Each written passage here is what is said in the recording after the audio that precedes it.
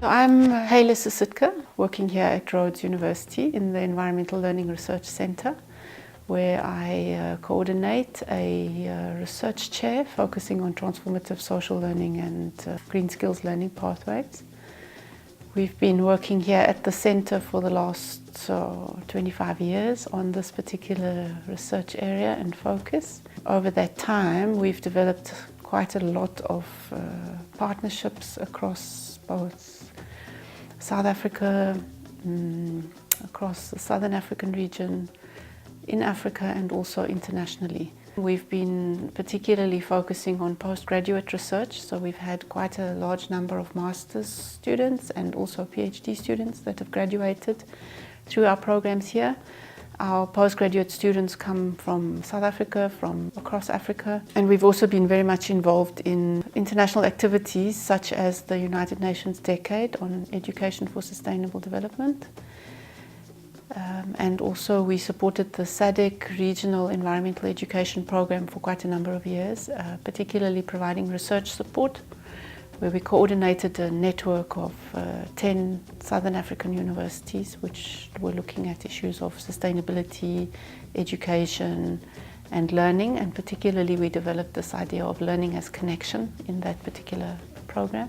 The T-Learning program is a very exciting program for us. We applied for the seed funding grant, and we were one of 40 groups that were allocated a seed fund.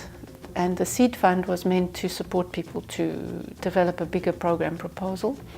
So we then managed to bring our partners together during the seed funding period, and we managed to design our T-Learning project.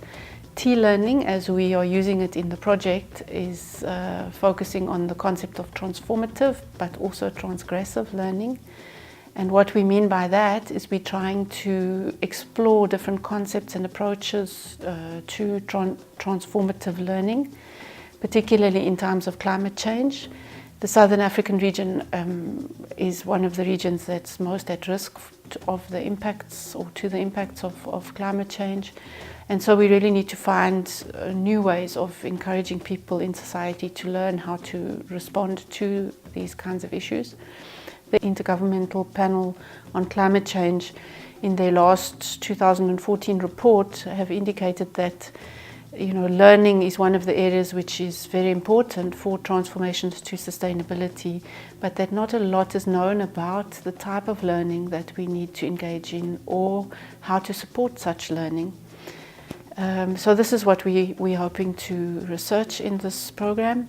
We have a fantastic international network that we've been able to bring together. We have colleagues from the Netherlands, we have colleagues from Ethiopia, colleagues from Zimbabwe, colleagues from Colombia, colleagues from Vietnam, colleagues from Sweden, and of course Malawi, where there's a very big program run by LEAD Southern Africa on climate change adaptation.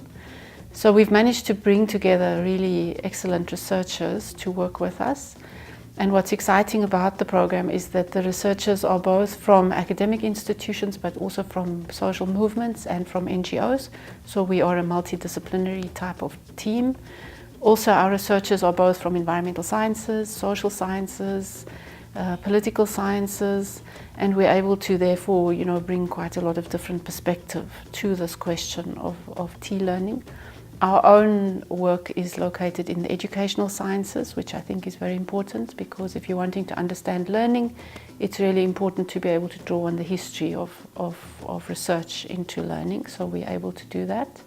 It's a great honor for us to be leading a big international program like this, and we are involving quite a number of our postgraduate students. We've just had the first international research school, at which we had 30 participants. Some of them were our international partners, but others were also our postgraduate students.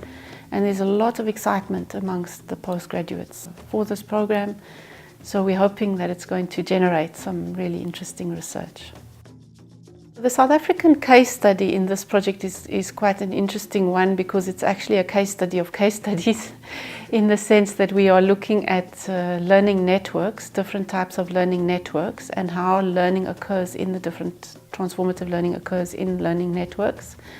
So there are different groups that are working in these different learning networks, and then what we'll do is to look at research across the different learning networks. So one of the learning networks is, for example, a learning network that we call the Amanzi for Food learning network. Amanzi means water, so it's a network of people that are focusing on water for food, and their issue is really trying to look at the nexus of water, food security and climate change, and look at the learning challenges at that interface. So we have agricultural college lecturers, we have local economic development officers, we have farmers, we have farmer associations, we have extension services, and they all are working together in this learning network to try to introduce rainwater harvesting conservation practices. And we've been looking and we're studying the type of learning that's going on in that learning network. Then we have another learning network which is coming up in the Gauteng area, in an urban municipal area. The Johannesburg municipality are trying to develop climate change adaptation policy and strategy. And so they have a diverse group of people that are working together to establish that policy and the practices associated with that. So that will be a second learning network that we'll also be looking at. Then we have a third one, which is focusing on the grassroots activist groups that are working with the South African Water Caucus. And we've been supporting a changing practice course in that learning network. But it's an interesting course because it's a practical social learning course. And so we're studying some of the work in that particular learning network as well. And then we've got another learning network, which is a group of youth activists in an organization called Activate.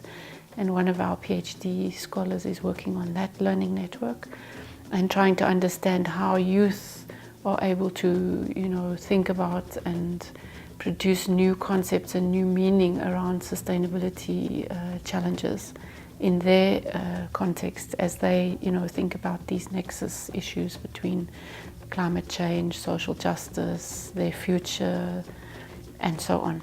So that's what our project will be about.